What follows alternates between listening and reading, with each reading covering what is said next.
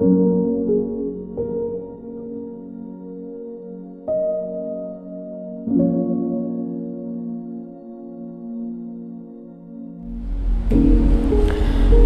warga Yakum yang dikasihi oleh Tuhan kita Yesus Kristus. Kita kembali berjumpa dalam Yakum Fellowship pada saat ini. Dan sebelum memulainya, mari kita bersatu di dalam doa. Mari kita berdoa.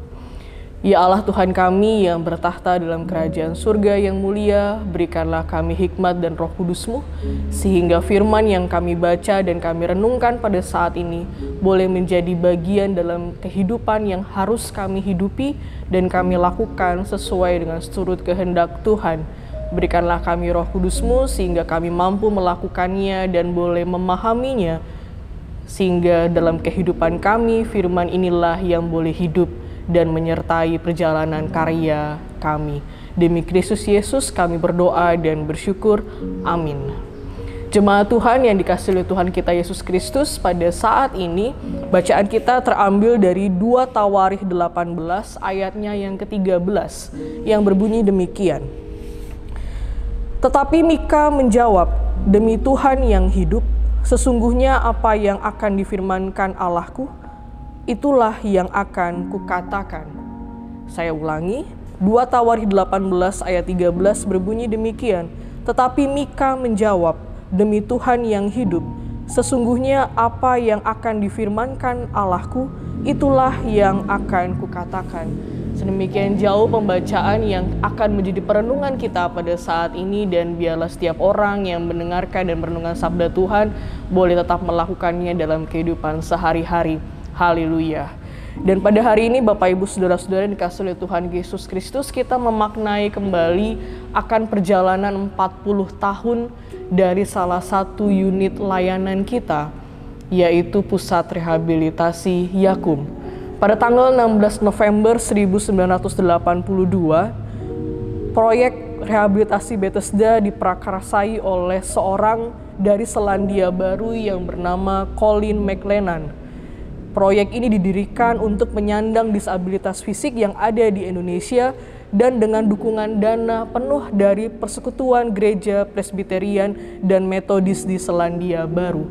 Atas inisiator inilah, maka dalam perkembangannya proyek rehabilitasi Bethesda ini boleh berkembang menjadi Pusat Rehabilitasi Yakum pada tahun 1991. Dan posisi dari unit layanan kita ini berada di Pakem Kaliurang.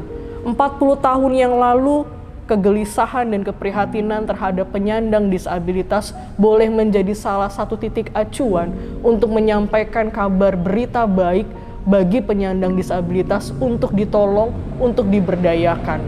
Oleh karena itulah, pemberdayaan terhadap disabilitas sudah dimulai sejak dahulu kala.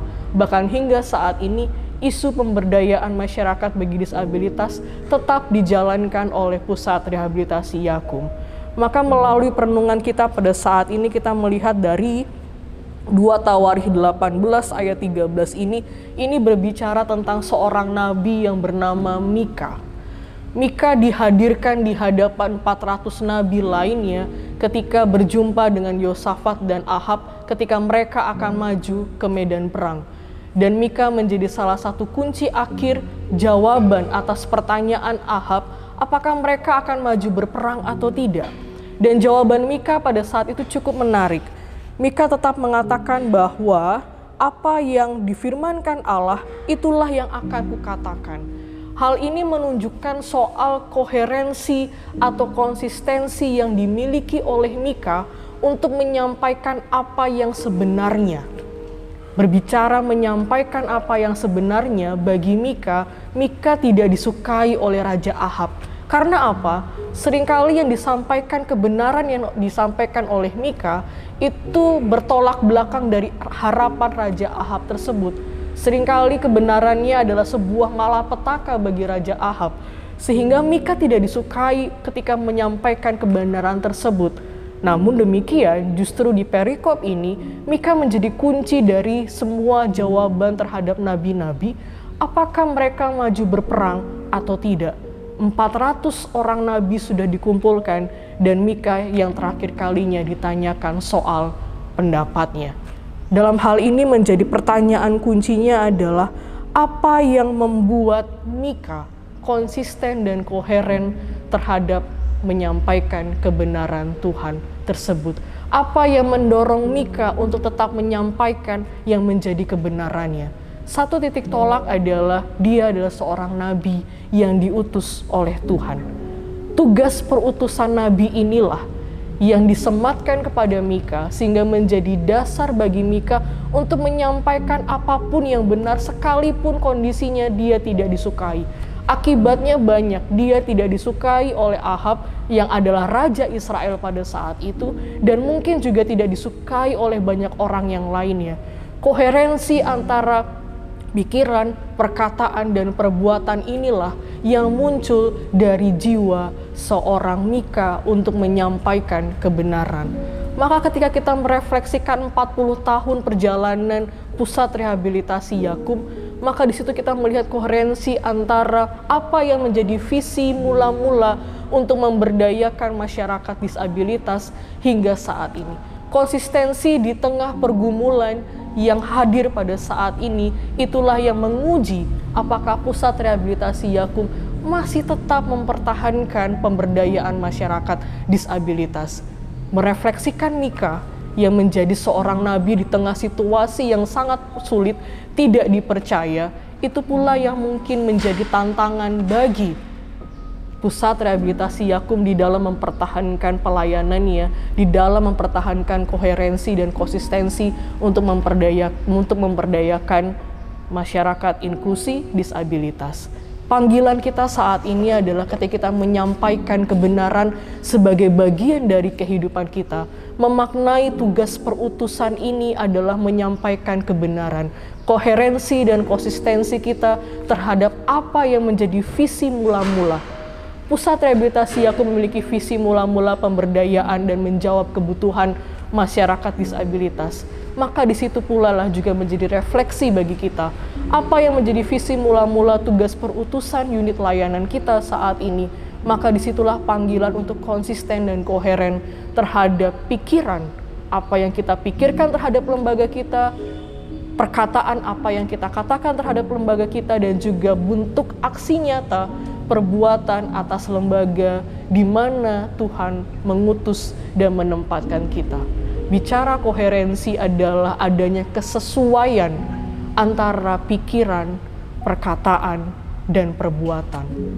Kepala, hati, dan tangan adalah koherensi dan konsistensi yang dihadirkan di dalam menyampaikan kebenaran dari pekabaran Injil itu.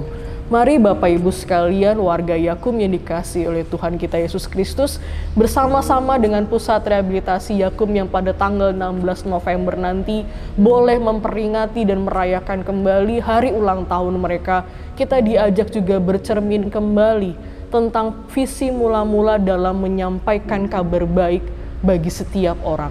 Adanya konsistensi, koherensi atas segala pikiran, perkataan, dan perbuatan di tengah situasi yang tidak mudah, maka disitulah panggilan terhadap pelayanan kita diuji dan juga kita tetap menyampaikan apa yang menjadi kebenaran Allah di tengah pelayanan kita.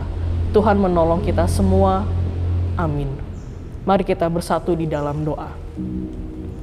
Segala puji syukur kami naikkan kehadirat-Mu Tuhan di dalam rahmat dan cinta Tuhan yang senantiasa menolong kami dan mengajak kami kembali merefleksikan atas panggilan mula-mula kami sebagai perutusan Allah di tengah pelayanan ini.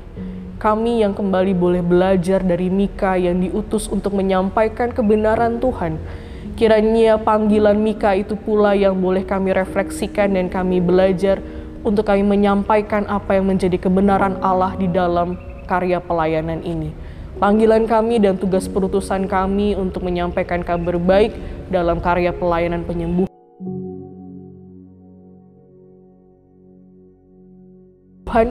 dalam konsistensi kami ketika kami berpikir, berkata, dan juga melakukan sesuatu, kiranya boleh sesuai searah dengan apa yang menjadi kehendak Tuhan. Kami mungkin diperhadapkan pada situasi yang tidak mudah dalam karya pelayanan ini, tapi biarlah situasi yang tidak mudah ini boleh menguji dan juga boleh menjadi bahan bagi kami untuk kami tetap belajar memperkatakan apa yang benar, menyampaikan apa yang benar, konsisten terhadap apa yang menjadi kehendak Tuhan. Kami menyerahkan Bapa karya pelayanan kami ke dalam tangan pengasihan-Mu, baik kami di unit-unit rumah sakit, klinik, PKMK, dan juga akademik. Kiranya Tuhan senantiasa berikan kami kemampuan dan hikmat di tengah-tengah dunia yang mungkin semakin tidak mudah. Kami secara khusus berdoa bagi pusat rehabilitasi Yakum yang diutus dipanggil dalam memberdayakan masyarakat untuk menjadi lebih inklusi. Kiranya Tuhan senantiasa memberikan mereka hikmat dalam pertambahan usia ini, sehingga 40 tahun karya pelayanan ini boleh menjadi saksi hidup ketika mereka tetap menjaga dan memahami visi mula-mula panggilan mereka. Inilah doa dan permohonan kami Bapa yang kami naikkan dan alaskan di dalam Kristus Yesus. Kami berdoa dan bersyukur. Amin. Selamat ulang tahun bagi Pusat Rehabilitasi Yakum dan juga bagi kita semua. Mari kita memulai karya pelayanan ini dengan kembali merefleksikan akan panggilan mula-mula kita untuk menyampaikan kebenaran Allah. Tuhan menolong kita semua. Amin.